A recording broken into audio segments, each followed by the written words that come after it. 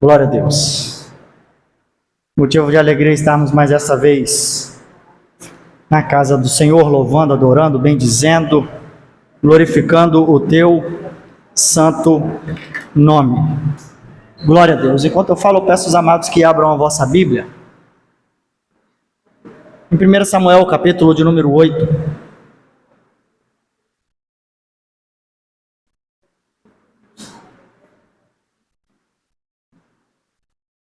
1 Samuel, capítulo de número 8.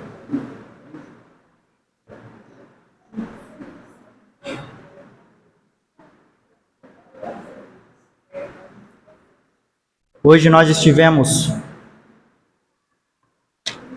aqui a parte da tarde e no evangelismo, como foi postado no bairro, e em nome da igreja, Pastor Alex está presente. Queremos agradecer a presença daqueles que participaram, daqueles que oraram, aqueles que estiveram aqui conosco durante essa tarde, Foi um momento maravilhoso, muito bom.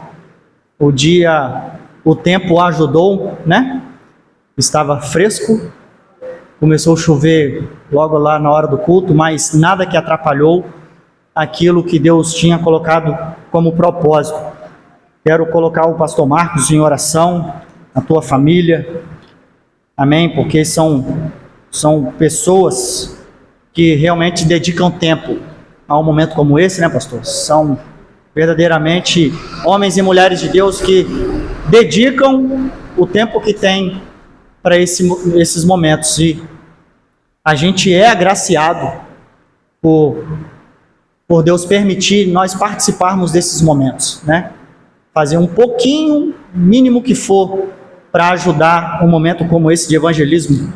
É um momento muito importante para aqueles que se acham igreja de Cristo nessa terra, e eu quero glorificar a Deus por cada um que esteve conosco, aqueles que não puderam ir, mas que oraram, contribuíram com a sua oração, que Deus possa retribuí-los de uma forma poderosa, amém? Glória a Deus. Quem está feliz com Jesus aí, irmão, diz amém. Amém. Amém? Glória a Deus. Em 1 Samuel, no capítulo de número 8, 1 Samuel, capítulo de número 8, no verso de apenas o verso de número 5, inicialmente, que diz desta forma: E disseram-lhe: Eis que já estás velho, e teus filhos não andam pelos teus caminhos. Constitui-nos, pois, agora um rei sobre nós, para que ele nos julgue, como o tem todas as nações. Mais uma vez, e disseram-lhe: Eis que já estás velho, e teus filhos não andam pelos teus caminhos. Constitui-nos, pois, agora um rei sobre nós, para que ele nos julgue, como o tem todas as nações. Glória a Deus. Fecha seus olhos, vamos orar. Soberano Deus e eterno Pai, Pai do nosso amado Senhor e Salvador Jesus Cristo, Deus que és o Criador do céu e da terra. Neste momento, ó Deus, estamos em Tua presença, louvando, adorando, bendizendo, glorificando o Teu santo nome, Pai. Louvamos o Teu nome, pois Teu é o reino, Teu é o poder, Tua é a glória para todo o sempre. Senhor, nós Te glorificamos porque o Senhor esteve conosco durante o dia, o Senhor esteve conosco durante a manhã, o Senhor esteve conosco durante a semana, o Senhor esteve conosco todos os dias, e não só esteve, mas como o Senhor ainda está conosco, Pai. Obrigado, Deus, porque o Senhor permitiu estarmos juntos mais esta vez. Obrigado porque o Teu nome tem sido glorificado no nosso meio. Obrigado, Deus, porque todas as coisas sabemos que contribuem juntamente para o bem daqueles que amam a Deus, que são chamados, ó Pai, segundo o Seu decreto ou o Seu propósito. Pai, no nome de Jesus eu Te peço nesta hora, que nesta mensagem fale comigo, ó Deus, fale com a Tua igreja, que nesta mensagem, ó Deus, o Senhor possa falar com cada um conforme for da Tua vontade. A mesma mensagem que para mim, ó Deus, é uma exortação, para outro é uma palavra de ânimo, para outro uma palavra de consolo, ó Deus, e que neste momento o Senhor possa tirar dos nossos olhos as escamas, dos nossos ouvidos os comichões, tirar do nosso coração toda pedra, para que possamos ouvir, guardar, aprender e praticar a Tua santa palavra todos os dias. Que o Senhor esteja conosco, Pai, no nome santo do Senhor Jesus. Que aqueles que aqui estão venham sair daqui melhores do que entraram, venham sair daqui com mais ânimo, com mais fé, crendo mais ainda no Senhor, ó Pai, como uma forma crescente, crescendo na Tua palavra, Pai, e na Tua presença. No nome de Jesus, assim nós agradecemos por Tua presença. Sente-se no lugar de honra dessa casa, continue no nosso meio. A planta dos Teus pés está aqui neste lugar, ó Pai, e no nome de Jesus, nós Te glorificamos por tudo o que o Senhor já fez, que estás fazendo e por tudo que o Senhor ainda vai fazer no nosso meio. Assim nós Te oramos e Te agradecemos no nome de Jesus. Amém. E glória a Deus. Os amados podem tomar os seus assentos.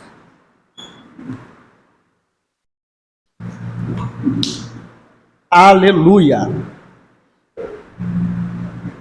Glória a Deus. Deixa eu só se eu consigo projetar. Glória a Deus.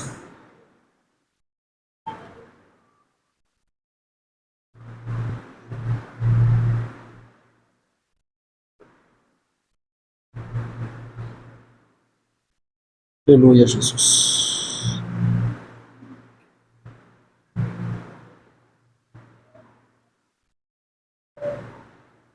Amém. Glória a Deus. Meus irmãos, no texto ao qual nós lemos, ele fala a respeito dos filhos do profeta Samuel. Se estivesse conseguindo projetar aqui, teria um tema da mensagem ali que seria: a culpa pode ser minha. Você já parou para pensar, se ainda não sabe qual o contexto? Mas se a culpa, ela pode ser sua? Diz para você assim mesmo, em voz alta: a culpa pode ser minha. Amém. Da onde saiu esse tema de mensagem e essa mensagem? É um texto muito conhecido entre a igreja, mas é um detalhe que às vezes passa despercebido numa leitura. Aqui no capítulo 8, especificamente onde nós estamos lendo essa mensagem, no capítulo de número 5, os anciões e os mais velhos, né, de Israel, eles fizeram uma reunião entre eles e decidiram: bom, vamos conversar com Samuel, né? Que a gente não quer mais ser julgado pela família dele. Agora nós vamos querer um rei, como todas as nações têm. Esse texto é logo depois em seguida que todos conhecem, aonde aparece Saul na história, né? E ele unge a Saul como rei. Mas antes disso, para entendermos esse contexto, já foi até ministrado aqui uns dias atrás, Samuel, ainda jovem, quando ele ouviu a voz de Deus por 4 vezes, e até a terceira ele não conhecia, mas na quarta, ele orientado a responder: eis-me aqui, Senhor, fala porque teu servo ouve. Ele ouviu a voz de Deus falando com ele durante a madrugada a respeito de uma situação que anos e anos e anos e tempos de anos depois aconteceria quase que a mesma situação na vida de Samuel, mas não o próprio Deus falando. Como assim? Quando Samuel ouviu a voz de Deus a primeira vez, foi justamente porque o sacerdote Eli, o sumo sacerdote Eli, tinha um problema familiar no ministério. E qual era esse problema? Os filhos do sumo sacerdote, eles profanavam o sacrifício. Eles pegavam partes do sacrifício para eles pegavam subornos, pegavam várias coisas com mulheres, e como todo mundo conhece um pouco da história dos filhos de Eli. E por causa disso, pelo fato deles, profanarem o templo e as coisas que ali estavam, Deus fala com Samuel, do que ele faria na vida da família de Eli, do sumo sacerdócio, pelo fato dele permitir os filhos deles fazer aquilo que faziam. Então ele diz a Samuel: olha, eu vou tirar o nome deles da terra, eles não vão, e o texto todinho do capítulo 3, do verso 4 em diante, é citado a respeito do que Deus faria na vida de Eli. E tempos depois que Deus falou a respeito da vida do sumo sacerdote a Samuel, aconteceu tudo aquilo que a arca foi tomada, aconteceu tudo aquilo no templo, ele soube do que tinha acontecido, e ele caiu de cima do umbral da porta, caiu, quebrou o pescoço, morreu. Aí todo mundo sabe que foi uma desgraça na vida da família. A nora que estava grávida ficou sabendo da notícia, perdeu o filho morreu no parto, e tudo que Deus tinha falado através, na madrugada, na vida de Samuel, aconteceu porque ele permitia os filhos dele fazer tudo de errado e não os corrigia. Então, tempos depois, Samuel cresceu, virou, hoje conhecido até hoje como um dos maiores profetas que Israel teve, ungiu Saul, ungiu Davi, e nessa época de Eli, não é citado em 1 Samuel, mas desde o livro de Juízes, Eli foi o 13º juiz, e Samuel foi o último juiz que Israel teve. Ele era profeta, mas também era um juiz. O que um juiz fazia? Julgava as situações do povo. Eu tinha um problema com o pastor Alex, ou eu precisava de uma orientação, eu ia quem? A Samuel. Eu estou com um problema, com uma situação com o pastor Alex e tal, o que eu devo fazer? Ele julgava a situação, porque Deus o orientava. O que Samuel falava, por ser íntimo de Deus, Deus assinava embaixo. Então, ele sendo juiz, ele teve os filhos foram crescendo, foram servindo, foram crescendo.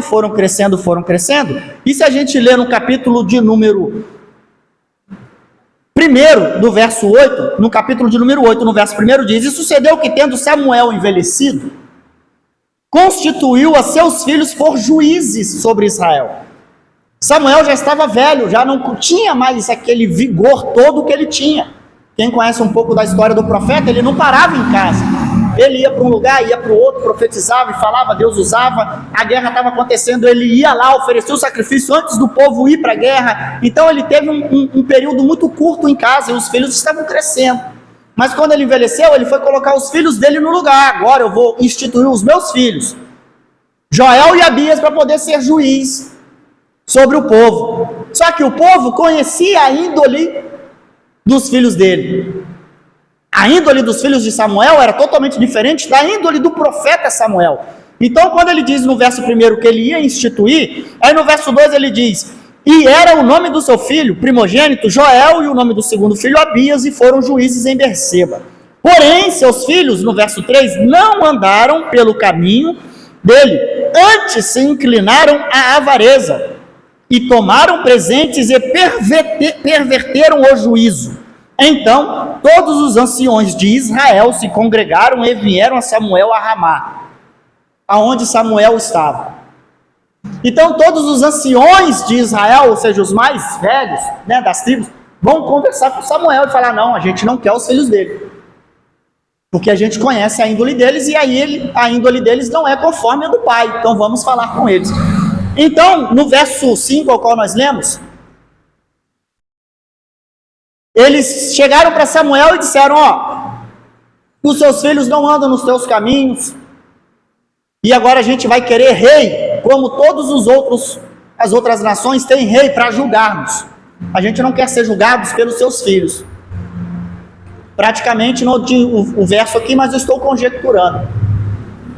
Então, a partir desse momento, começa a história da elaboração de um rei em Israel. Aí vem a pergunta: por que a culpa pode ser minha? Né? Trazendo para os nossos dias atuais. Talvez, imaginando, ainda assim, que aconteceria o propósito de Deus da genealogia, né, de Judá, fim, o Messias, que é Jesus Cristo, que sai da linhagem de Davi. Ainda Saul não era da tribo de Judá, era da tribo de Benjamim. Ainda que haveria esse propósito, se os filhos de Eli, os filhos de Samuel, tivessem seguido o caminho do pai, se eles fossem fiel a Deus, desde o início, talvez eles teriam sido juízes, o 15º e o 16º juiz em Israel. Talvez eles teriam sido ainda julgados pelos homens, que eram homens de Deus, né? Mas simplesmente pelo fato deles não andarem conforme a vontade de Deus, foi o motivo pelo qual aquele povo daquela época decidiu: a partir de hoje, a gente não quer mais ser julgados por vocês. E muitos pregadores, a partir daqui, tiram o texto, logo depois, quando Samuel vai falar com Deus e fala: Deus, eles estão me rejeitando. Eles não querem mais a mim, né? A minha família sobre eles. Aí Deus fala o que para Samuel? Samuel, eles não estão rejeitando a você. Eles estão rejeitando a mim. Vai lá e faz conforme a vontade deles. Dá a eles um rei. Aí você vai falar para eles também quais vão ser os direitos do rei. Aí você vai lá e fala com eles. Então aqui, muitos pregadores, inclusive eu também, já preguei por muitas vezes a respeito disso, que o povo deixou de escolher a direção de Deus, o reinado de Deus sobre eles, para escolher um reinado de homem sobre ele, que foi o rei Saul logo depois desse acontecido, que é uma história para uma outra mensagem. Mas a verdade é que no texto que nós lemos, e você vai continuar lendo, você tiver com a sua Bíblia aberta, você vai ver que o povo decidiu não ser mais governado pela família de Saul, ao qual representavam Deus, simplesmente pelo fato dos filhos de Saul não andarem conforme a vontade de Deus. Entenderam? Vou explicar de novo. Aqui na frente, quando Samuel vai falar com Deus: Senhor, eles estão rejeitando a mim. Porque foi bem claro quando os anciões disseram: olha, os seus filhos não andam nos seus caminhos. Então, a partir de hoje, a gente quer um rei, que ele vai nos direcionar, que ele vai nos julgar. Até então, eles não citaram que Deus era o rei deles, e não, a gente não quer mais Deus como nosso rei, a gente está querendo agora um homem como nosso rei. Eles estão rejeitando a família de Samuel, porque Samuel era quem representava Deus na terra. Além de ser profeta, era juiz. E o texto é bem claro, quando os anciões se reuniram, decidiram entre eles, e vão falar com Samuel que a gente não quer o rei, o ser orientado, eles como juiz sobre nós não, porque no texto anterior diz que Samuel agora intitulou os filhos como juízes, porque ele já estava velho, não conseguia mais. Aí por que a culpa pode ser minha? Porque às vezes, muito das vezes, alguém pode ter deixado de aceitar Jesus por minha culpa. Não porque negou Jesus, porque eles vão conhecer Jesus através de você, através de mim. Talvez a minha atitude como representante de Deus na terra não foi conforme era para ser. Aí alguém olha para mim e fala: esse aí está longe do caminho de Deus, estou fora. Por isso que a culpa pode ser minha. Porque a verdade é, quem conhece Deus não larga Deus, porque não tem como. Não tem como você largar Deus se você conhecer Ele. Mas na maioria das vezes, você larga a Deus porque você está vendo Deus na pessoa que está na sua frente. e a pessoa erra. E quando ela erra, você pega aquilo para você e não quer mais seguir, porque desta pessoa. Por isso que a culpa pode ser minha. A culpa dos anciões chegarem para Samuel e falar: Samuel, a gente não quer mais ser orientado por sua família. A culpa foi de Samuel? A culpa foi dos filhos. Mas Samuel teve culpa? Teve, porque era filho dele. Ele não orientou os filhos deles da forma que deveria ser orientado, ou talvez não corrigiu da forma que deveria ser corrigido. Porque pela mesma situação, anos e anos atrás, foi da boca dele que saiu o que Deus faria, o que fez na vida do sumo sacerdote Eli. Pelos filhos de Eli, aconteceu tudo aquilo. A arca foi tomada, caiu, morreu, quebrou o pescoço, acabou com a história da família toda, a ponto do filho ser chamado o quê? Quem lembra aí? Acabou. O que significa? Foi-se a glória. Por atitudes minha e sua, é que as pessoas deixam de seguir Jesus, irmão. Da mesma forma que são atitudes minha e sua que faz as pessoas seguirem Jesus. Essa é a verdade. Por isso que a culpa, ela pode ser minha. De fulano não estar sentado nessa cadeira aqui, ó. Daquele irmãozinho que tem um tempão sem vir na igreja, a culpa pode ser minha dele não ter chegado, não ter voltado mais. Desde o último culto que ele saiu, ele não volta mais.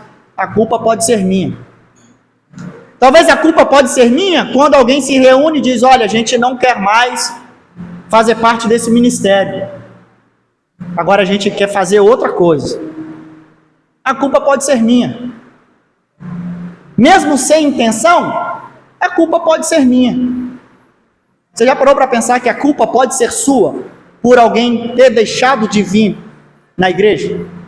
Alguém que veio um dia, nunca mais voltou. Você já pensou que a culpa pode ser sua? Você já pegou isso para você ou você fica pensando: ah, não voltou porque não quis. Ah, ele não voltou porque não se sentiu bem. Ah, ele não voltou porque a salvação é individual. Cada um cuida da sua. Né?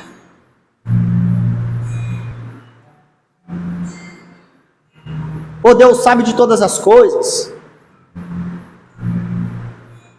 E simplesmente se pelo fato da culpa pode ser minha, se a gente não passar a assumir as nossas responsabilidades como erro, e achar que sempre tudo que faz na igreja, pela organização, por tudo, é o suficiente, a gente vai continuar afastando as pessoas, achando que as pessoas têm problema com Deus, mas a pessoa tem problema comigo, porque eu represento Deus na terra, irmão. Ou você está vendo Deus aqui? Se você estiver vendo, por favor, me explica como ele é. Alguém está vendo Deus aqui? Seja sincero, irmão, vocês estão vendo Deus aqui? Não. Porque Deus faz o quê? Se manifesta através de mim. Através da Elane, através da Micaela, através do Cristiano, através do pastor, através do Alan, através da diaconisa, através de todo mundo. Deus se manifesta através de nós. E as minhas atitudes, se não condizer com as atitudes de Cristo, quem está me vendo, ele pode simplesmente achar que isso é ser crente, isso é ser evangelho, isso é ser isso. Por isso que a culpa pode ser minha, irmão, de fulano não ter voltado mais para a igreja desde a última vez que veio.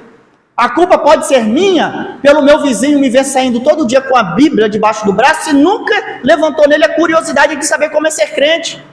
Porque a culpa pode ser minha. Eu saio com a Bíblia debaixo do braço, mas eu brigo, eu discuto, eu grito, eu faço tudo, não ajudo ninguém, ele me vê no meu dia a dia. E isso não aguçou nele a vontade de aceitar Jesus, porque eu não represento Jesus na terra. A culpa pode ser minha. A culpa deles não quererem ser aqui já ajuizados, orientados por juízes humanos, juízes que nós estamos falando de Sansão, de Débora, juízes que nós estamos falando de Gideão, juízes que nós estamos falando de muitos outros homens e mulheres de Deus que julgavam conforme a vontade de Deus. Juízes, que nós estamos falando do próprio sumo sacerdote Eli, que desvirtuou o juízo. Juízes, que nós estamos falando do profeta Samuel. Não sabe qual profeta? É Samuel, irmão. Não era qualquer um homem. Era o profeta Samuel, que Deus falava com ele pessoalmente. Mas ele não teve tempo suficiente para ver o que os filhos andavam fazendo. Para você ver que todo homem, independente do como é o seu relacionamento com Deus, você está fadado ao erro. Independente de quanto você é íntimo de Deus, por ser homem, ser humano, você está fadado ao erro. E o seu erro pode custar a vida espiritual de alguém. Você tem noção do que é isso? E a gente acha que ser crente é ser uma profissão. Você só veste uma camisa e vai para lá e para cá, e o dia a dia Deus provê. Mas você esquece, por milésimos de segundo que seja, que você representa um reino. As pessoas veem Jesus em você. E as pessoas às vezes deixam de voltar, continuar, ou até conhecer no caminho de Cristo, por atitudes minhas e suas. Por isso, irmão, que a culpa pode ser minha. Eu estou falando minha, pastor Giliardi, a culpa pode ser minha. As minhas atitudes talvez estão mais afastando as pessoas do que trazendo para perto. Você já parou para pensar nisso? Você já parou para pensar porque você está há tanto tempo dentro de uma igreja e você não consegue atrair ninguém junto com você para sentar do seu lado na cadeira? Você já pensou nisso, irmão? Que a culpa pode ser sua e não da pessoa? Por isso que eu falei que é um texto muito lido, mas são detalhes que passam despercebidos. Porque os Juízes acabou no 14º por falha humana. Não porque Deus quis naquele momento, mas foi por falha humana. Porque os filhos não andavam conforme eram para andar. E o texto é bem claro. Bem claro, porque o texto não diz: e os anciões se reuniram e falaram com Samuel. Os seus filhos não andam nos caminhos de Deus. Está assim no texto? Sim ou não? Que nós lemos? Não. Os seus filhos não andam nos seus caminhos. É como se daqui a agora você chegasse para o Davi e falasse para mim, e falasse: olha, a gente não quer o Davi aqui, porque ele não anda segundo o seu caminho, porque vocês veem que eu ando nos caminhos de Deus, e ele não segue os meus caminhos. Para você ver a importância que é a pessoa andar nos caminhos de Deus. O texto em nenhum momento culpa a Deus, ou bota o nome de Deus no meio, não tem. Você está lendo o texto, não vai ter. Não diz que nós decidimos que Deus não nos governa mais. Não está isso no texto. O texto diz que a gente não quer mais ser direcionado por sua família, porque a sua família não anda conforme a vontade de Deus. É porque é da sua família, porque ela não anda conforme a sua vontade, que a sua vontade é andar nos caminhos de Deus. Você é exemplo para a sua família e para quem está perto, querendo você ou não. O texto é bem claro, quando os anciões, os mais antigos, eles estavam acostumados a ver a obra de Deus, irmão. Eles estavam acostumados a ver projetos de Deus acontecer. Eles estavam acostumados a ver Deus falar. E quando eles abriram a boca, foi com prioridade. Os seus filhos, Samuel, não andam nos seus caminhos. Os seus filhos não andam nos seus caminhos. Já que você não vai poder mais ajuizar sobre nós, agora a gente quer um rei, porque os seus filhos a gente não quer, não. Você já pensou, irmão? Já parou para pensar nesse texto? Quando a gente lê, a gente passa assim, ó, na intenção de ler rápido, para bater metas de ler, e a gente perde os detalhes. Por isso que o mundo hoje está do jeito que está. É uma grande verdade. A gente sempre fala: mas Deus tem propósito, né? Tudo está se cumprindo, tudo. Irmão, é erro humano. Porque se fosse realmente vontade de Deus, né, não tinha nem acontecido tudo que aconteceu até hoje. A vontade de Deus era o quê? É paz, irmão, plena vontade, era adorar, louvar, adorar a Deus. Mas o erro humano levou o que está acontecendo no mundo hoje. E pastores levam vidas que estão fazendo as pessoas se afastarem do Evangelho. Os crentes levam vida que faz as pessoas se afastarem do Evangelho. Então a culpa é nossa. A culpa não é de Deus. Ninguém, se conhecer a Deus pessoalmente, ninguém larga mais. Ninguém larga. Se você tiver uma experiência com Deus pessoalmente, meu irmão, pode quem for descer perto de você e falar, Deus não existe, Deus, você está falando para quem, não? Eu tenho experiência com Deus. Você pode falar o que você quiser, não vai me afetar, porque eu conheço o Deus que eu sirvo. Porque na maioria das vezes as pessoas, elas servem a Deus através do seu exemplo, e é uma grande verdade. Dito isso, a Bíblia todas são pessoas que são exemplos de homem e de mulher de Deus, ensinando o povo a caminhar. A Bíblia toda é feito isso, até o Novo Testamento, até as cartas. Paulo escreveu inúmeras cartas dizendo, você não conhece a Cristo? Imita a mim, faz o que eu faço, porque assim você vai estar imitando a Cristo também. Né?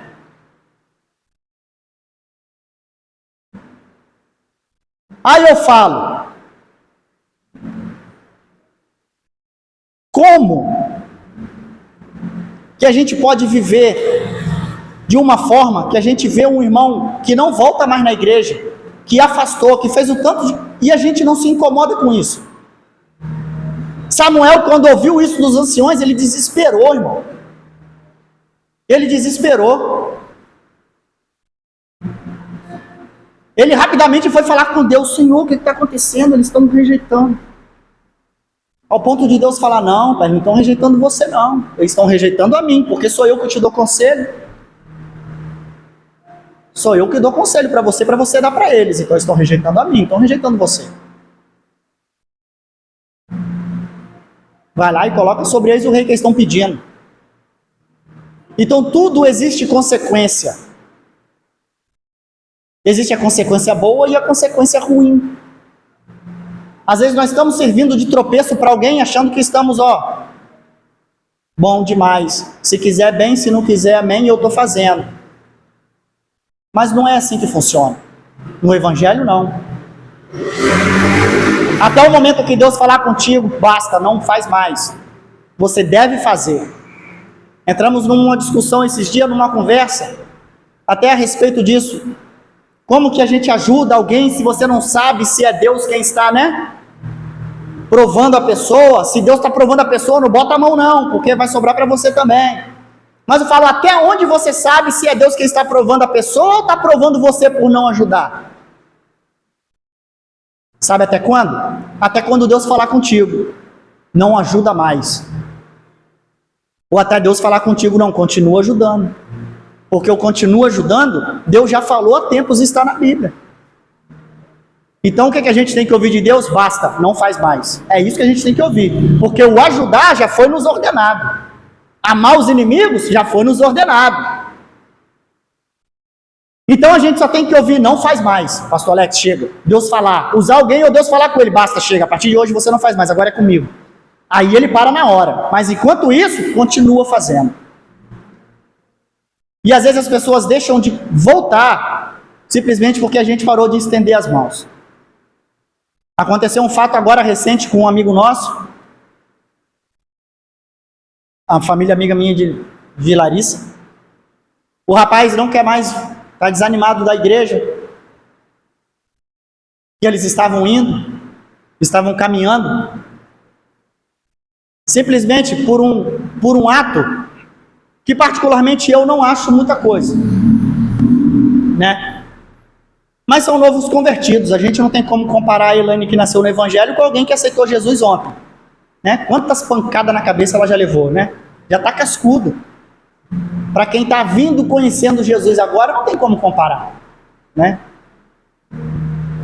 Aí a pessoa mandou um áudio conversando com Larissa, do esposo que está assim, assado, e desanimou, e não quer mais, e isso e aquilo, e tal, aí perguntando por quê, por isso e aquilo.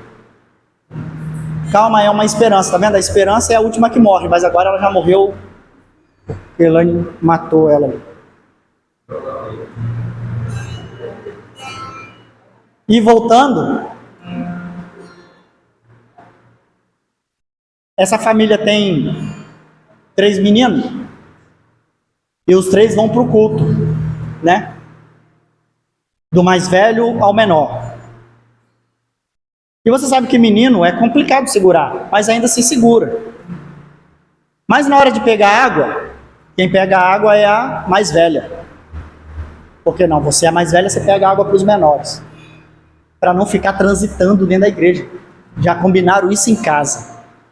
E a menina então, ela levantava, ia lá, pegava água, voltava, pegava para a mãe, pegava para o pai, pegava para ela, para os meninos, só ela. E aí voltava, fazia esse papel diaconal dentro da igreja.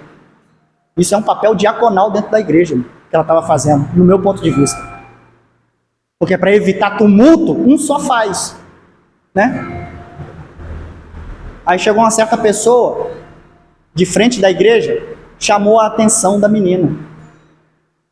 Você não pode fazer isso e aquilo e tal, ficar andando dentro da igreja para lá e para cá, isso e aquilo e tal. Não sei qual foi o teor da conversa, nem o tom da conversa, mas foi assim que foi passado para a gente. E nisso o pai se ofendeu da forma que foi falado com a menina, porque a menina ficou triste, porque estava sendo chamada a atenção por um favor que ela estava fazendo para a família. Aí o pai ficou bolado, não quer mais voltar para a igreja. Aí eu falo, foi de má intenção que a pessoa chamou a atenção da menina? Não foi, pode ter sido a melhor das intenções. Mas sabe qual é o problema? Que estava eu e o pastor Alex conversando há pouco ali fora. A gente está mais preocupado com a organização do culto do que com as pessoas. Sabe o que virou isso aqui, irmão? Telão, fundo, isso aqui, tudo aqui, ó, arrumação. Virou empecilho da gente realmente cultuar a Deus de verdade com os nossos irmãos. Sabe por quê? Se uma criança pega uma cadeira dessa, arrasta e bota aqui na frente, pronto, acabou o culto. Todo mundo vira a cara, torce o nariz, não quer saber se é criança, não quer saber se o mais importante é o culto do que a posição da cadeira, não quer saber. Devemos ter ordem e decência? Devemos. Eu ficaria chateado se fosse um adulto que estivesse fazendo isso, né? Porque estava fazendo propositalmente para atrapalhar um culto. Poderia ser.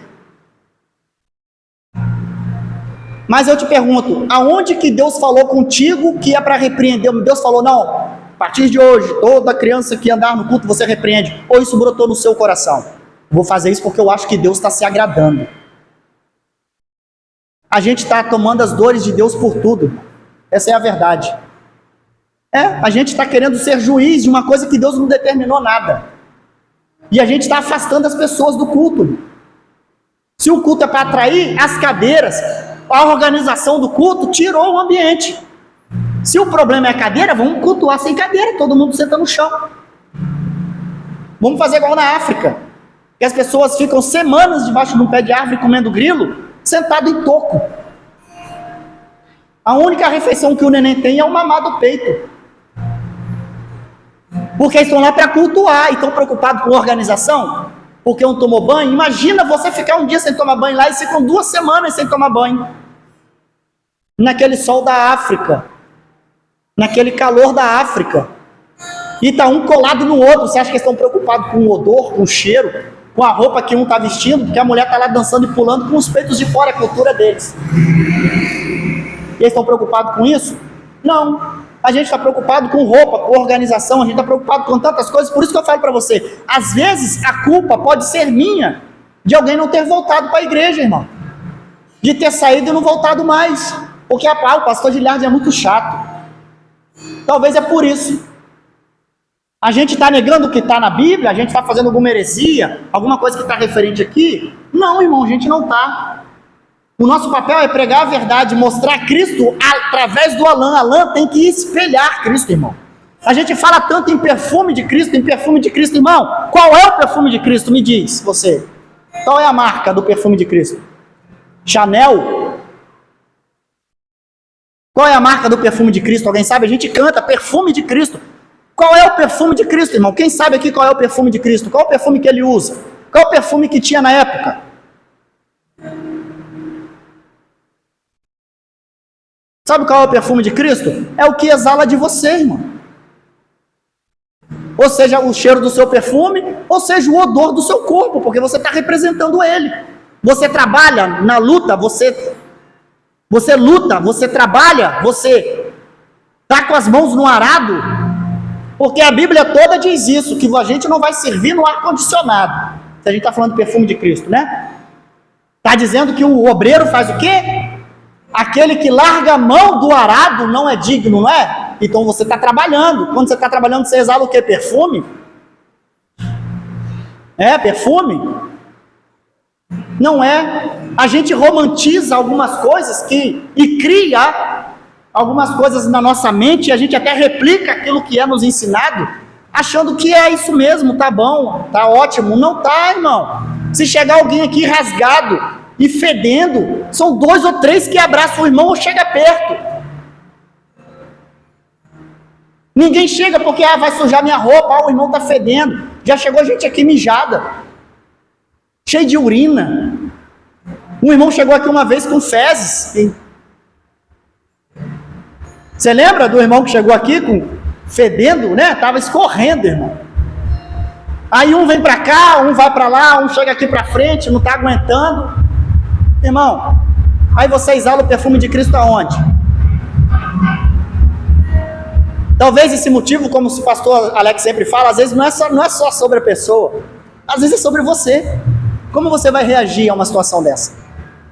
Por isso que a culpa pode ser minha, de alguém não ter vindo para a igreja mais. Chegou aqui um belo dia, foi porque naquele dia eu não estava bem, passou por mim, eu não cumprimentei, foi me dar a paz do Senhor, eu não vi.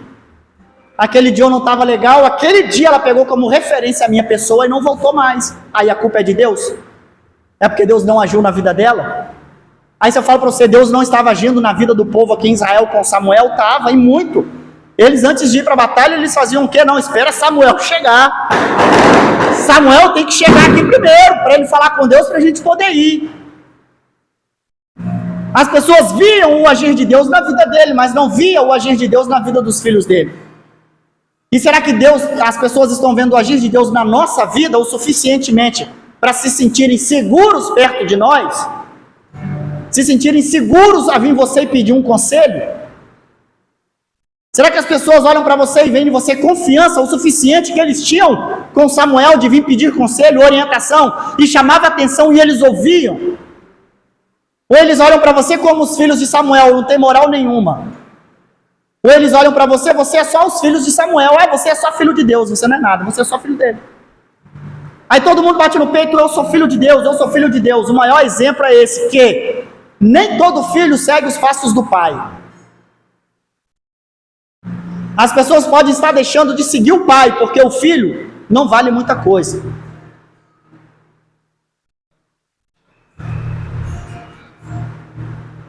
Talvez não é o que eu queria ouvir nessa noite, porque eu estou ouvindo antes de vocês. Não é o que vocês queriam ouvir, mas é uma realidade que a gente precisa falar, porque Deus, Ele manda.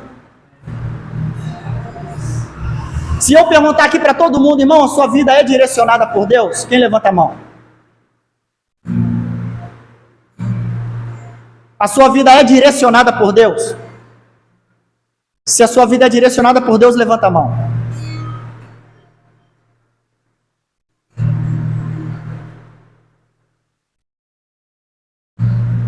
Sabe por que a gente não levanta a mão? Porque a nossa vida não é direcionada por Deus. A gente diz que é, mas não é. Aí eu falo para você, como um cristão, está certo a nossa vida não ser direcionada por Deus? Sim ou não? Não tá, irmão. Não tá. Não tá, tá errado, não tá legal, irmãos. Não tá legal, a nossa vida ela tem que ser direcionada por Deus. Tem que ser. Como um cristão, como um pastor, eu fico envergonhado. Aí a gente vai sempre ouvir de desculpa, ou usar de desculpa, mas a gente é ser humano, a gente peca, a gente é filho de Adão. Até quando a gente vai ficar inventando desculpinhas para não se dedicar ao máximo na presença de Deus, irmão? Quando? Até quando a gente vai ficar inventando desculpa? Até quando as pessoas vão ficar fugindo de Deus por minha culpa e por sua culpa? Quando? Até quando? É uma vergonha, não para o evangelho, mas para os cristãos, que se dizem cristãos, e não conseguem ganhar as pessoas só pela atitude. É vergonhoso, irmão. Você tem que gritar, você tem que espancar a pessoa para ela aceitar Jesus. Você tem que falar os montes para ela tomar vergonha e aceitar Jesus. Não, o cristão ganha as pessoas pela atitude dela. Pela atitude. Se você é luz, aonde você chega, a claridade do Espírito Santo te acompanha, irmão. E quem é que não quer estar na luz, pastor? Se até os bichos querem.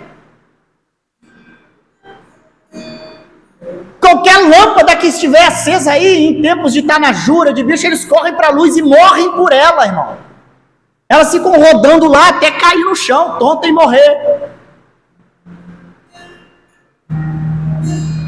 E você é luz e não consegue trazer ninguém para perto de você, tem alguma coisa errada com isso, irmão.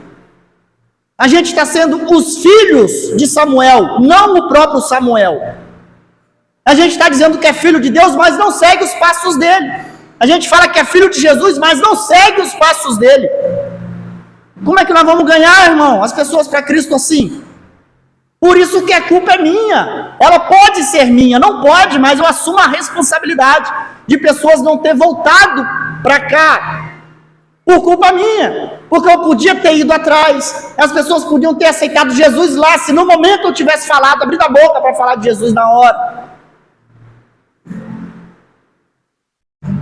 A gente vai ficar ouvindo de desculpa, mas nem todo mundo vai ouvir, mas o momento não é esse, a pessoa já conhece o evangelho há anos, ela vem porque não quer, tem carro, tem disposição. Até quando nós vamos inventar de desculpa para não fazer o que deveríamos estar fazendo?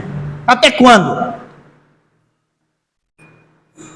Até quando a gente vai falar para Deus, Deus, eles estão te rejeitando, hein? Não sou eu não, hein? Até quando? A gente vai falar para Deus e falar, Senhor, eles estão rejeitando o Senhor, o que é que eu faço, irmão? A gente tem que tomar a posição que Samuel teve. Senhor, eles estão rejeitando, eles estão me rejeitando. Começa a ficar preocupado, o que é que eu estou fazendo? Que está fora do seu contexto, Senhor, o que é que eu estou fazendo? Que está fora dos teus caminhos, o que é que eu estou fazendo? Aí imagina Deus falando contigo, calma, Deus, eles não estão rejeitando você não. Eles estão rejeitando a mim. Deus assume a responsabilidade. Eles estão rejeitando a mim, Samuel. Não é você, é a mim.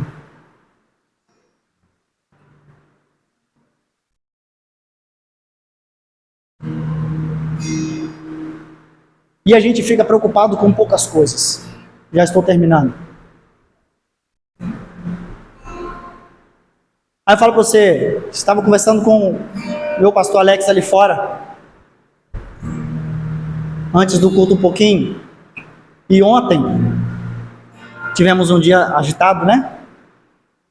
E logo viemos para o ensaio, e depois do ensaio nós estávamos aqui, saímos, e eu ainda eu recebi um convite assim em cima da hora, estava vindo para o ensaio, de levar uma palavra ali num ponto de pregação, cara. Um ponto de pregação, não é uma igreja, é uma tenda, que não tem microfone, não tem caixa de som, tem nada. Mas tinha umas 20 e tantas pessoas lá. Cheguei já no andamento do culto, e já era por volta de 8 horas. Estavam cantando, batendo palma, porque não tinha instrumento, não tinha nada, não tinha nada, imagina, era só cadeira e a voz, só isso. E os instrumentos eram a palma. E cantando, batendo palma, eu já cheguei num ambiente, eu já senti um ambiente diferente. Eu senti um ambiente diferente. Aí tinha um de sandália, tinha um de bermuda, aí tinha um outro que estava de calça, tinha um senhor, uma senhora, tinha um que você olhava assim que ele estava em outro planeta ali, estava ali. Mas tinha uns que estavam ligados ali, no que estava acontecendo. E eu já cheguei ali, senti um ambiente diferente, e eles me passaram uma mensagem. Eu confesso, se tivesse dado o amém no momento que foram me passar a mensagem, eu já tinha ido para casa assim, feliz, transbordando. Eu não parei de rir desde o momento que eu cheguei. Risos de alegria, como diz a palavra. E eu felizão, eu cheguei em casa comentando com Larissa, assim, porque eu fiquei muito feliz. Aí, eles me passaram uma mensagem, era exatamente umas 8h40. 8h40. Desses 8h40, o culto terminou 10h30. E ninguém queria ir embora. Uma tenda. A presença de Deus inundou aquele lugar. Porque ninguém estava aí para microfone, rachando. Porque um fala alto, um fala baixo, um cantou afinado, ou porque tinha violão, ou porque ninguém estava nem aí para isso. Porque o irmão que estava falando no testemunho não sabia falar direito, ou porque o irmão que recebeu a oportunidade tropeça nas palavras. Ninguém estava nem aí para isso. Ninguém estava preocupado com o horário para ir embora. Irmão. Ninguém olhou no relógio, nem relógio na parede tinha. Quando eu olhei no relógio era 10h20. E ali terminou a ministração, ainda teve um mover. E se pegasse, filmasse, pastor Alex, o culto do início, pegar a filmagem do culto do início e do fim, e transcrevesse tudo que foi falado, era uma mensagem só. Era uma mensagem só. Tudo que foi falado, irmão, era para uma mensagem só. Aí levanta o irmão no final do culto, chorando, o irmão estava se sacudindo no banco, desde o início, desde quando eu cheguei. E todo mundo ali recebendo e tal, aí ele fala, esse culto e tudo que foi falado foi para mim. Eu tenho que voltar porque eu estou afastado há tanto tempo. Mas quando eu chegar na minha cidade, eu vou voltar para Cristo lá. Assim, se tivesse só ele, fora as 20 pessoas, estava ótimo. Mas todo mundo que estava ali, receberam algo da parte de Deus. E foi lá levar o melhor que tinha. Estou falando que o culto é perfeito, foi bom ontem? Foi, talvez outro dia não será da mesma forma. Porque o culto é feito de pessoas, e pessoas têm emocionais. Né? Psicologicamente falando, hoje eu estou bem, amanhã eu não estou tão bem. Hoje eu estou alegre, amanhã eu não estou tão alegre assim. Os problemas do dia a dia acabam nos afetando. Mas até nos problemas do dia a dia, nós temos que exaltar o nome de Jesus nessa terra. As pessoas não têm nada a ver com o meu problema. O mundo lá fora não tem nada a ver com o meu problema é meu problema. E o meu problema principal é não anunciar Jesus para eles. Isso é um problema. Porque a gente esquece que a gente vai ter que prestar conta disso um dia. E a cada ano que passa, o dia se aproxima mais rápido. E a gente vai ficar inventando desculpa que eles estão rejeitando a Deus. Ah, porque o povo é duro servir de coração. Ah, porque nos últimos dias a iniquidade de muitos se esfriaria. O amor de muitos se esfriaria por aumentar a iniquidade. A gente usa isso de desculpa. O texto vai acontecer? Vai acontecer. Mas a gente está fazendo acontecer através da gente? É nós? É por nossa culpa? É pela iniquidade que está em nós que vai fazer as pessoas se esfriar? É isso mesmo? Não, irmão. A gente tem que fazer o contrário. Então, que o motivo das pessoas não quererem a Deus não pode ser o meu erro. As pessoas não podem deixar de conhecer a Jesus pelo meu erro. As pessoas não podem deixar de querer experimentar isso que a gente tem pelo meu erro. Não, irmão. Eles têm que querer aceitar Jesus pelos meus acertos. A gente não pode usar isso de desculpa. Amém? Se coloquem sobre os vossos pés.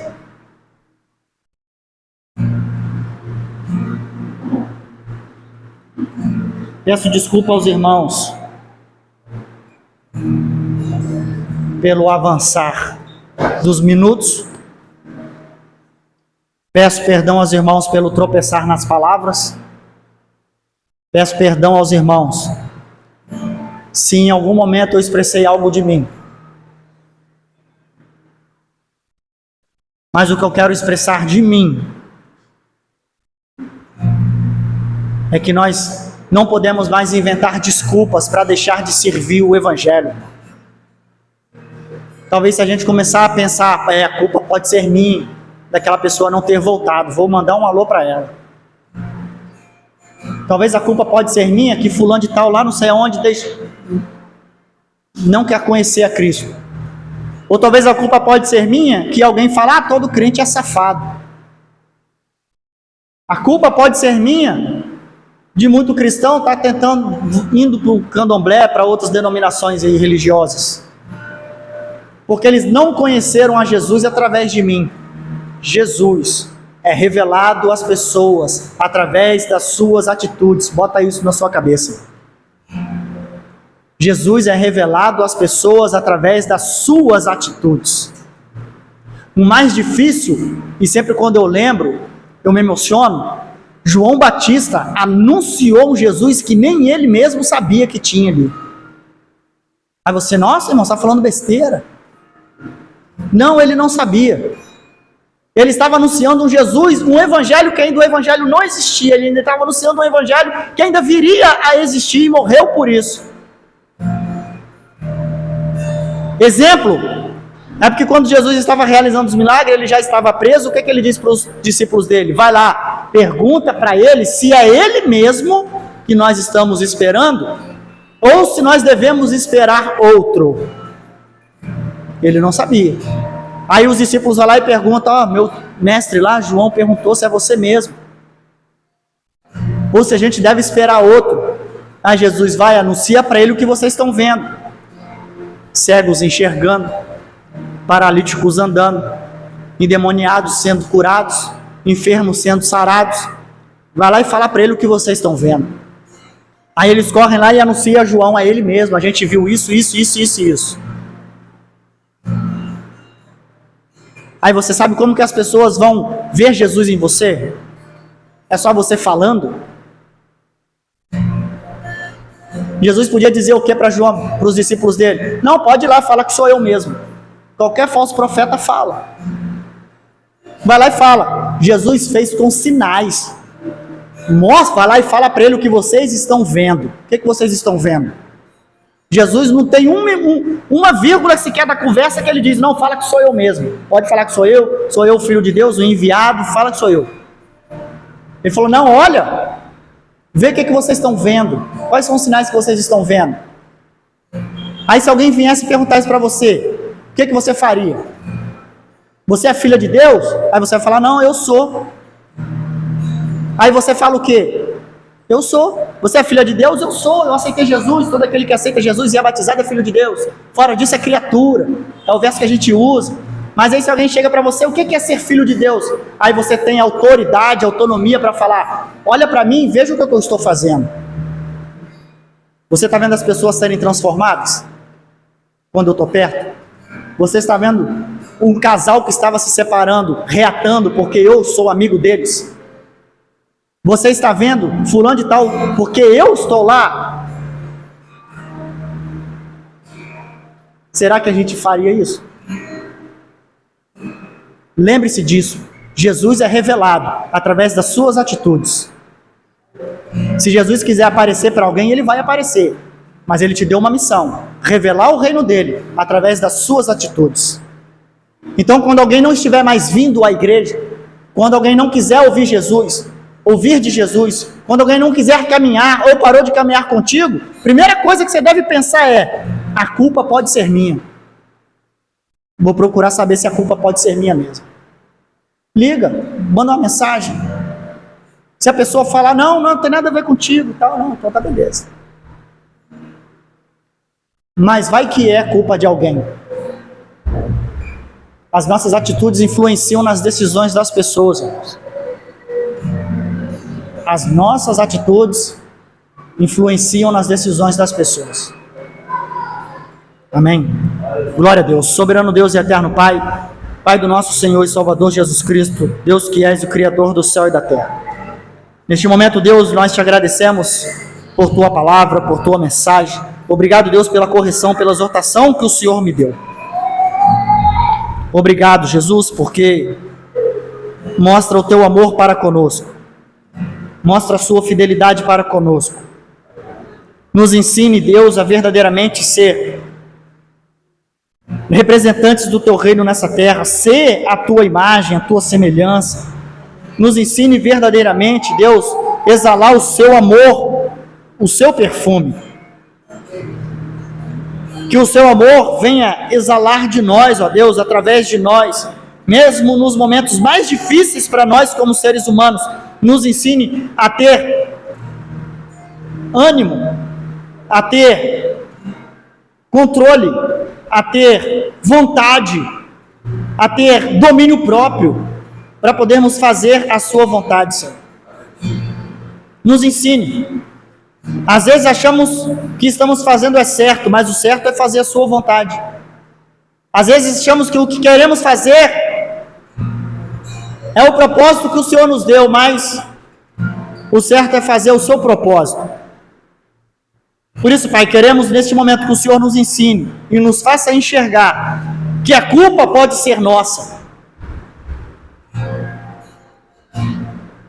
do que está acontecendo no mundo, do que está acontecendo no nosso país, do que está acontecendo na nossa cidade, no nosso bairro, na nossa rua, na nossa casa, no nosso condomínio. A culpa pode ser nossa, porque não nos posicionamos como servos e representantes do teu reino nessa terra, com a autoridade que o Senhor nos concedeu, Pai, com o amor que o Senhor nos deu. Por isso nos ensine, ó Deus, verdadeiramente a representá-lo neste lugar, Pai, a mostrar para as pessoas a tua face através de nós, mostrar o que é ser Cristo, o que é que Cristo faria quando a gente fazer. Por favor, Pai, nos ensine que as nossas atitudes ao ajudar uma pessoa, as pessoas possam ver Cristo em nós. Que na atitude de corrigir uma pessoa, as pessoas possam ver Cristo em nós. Eles venham saber que não é a nossa vontade, mas é a tua, porque o Senhor está nos usando para fazer, Pai. Que eles possam olhar para nós e ver verdadeiramente vasos usados pelo Senhor. Que essa autoridade venha a estar sobre nós. Por favor, nos ensine, nos corrija, nos exorte, mas nos mantém no caminho, Pai. No nome de Jesus, assim nós oramos, te agradecemos pela oportunidade. No nome do Pai, do Filho e do Espírito Santo de Deus. Amém. E glória a Deus. Passa a palavra ao pastor.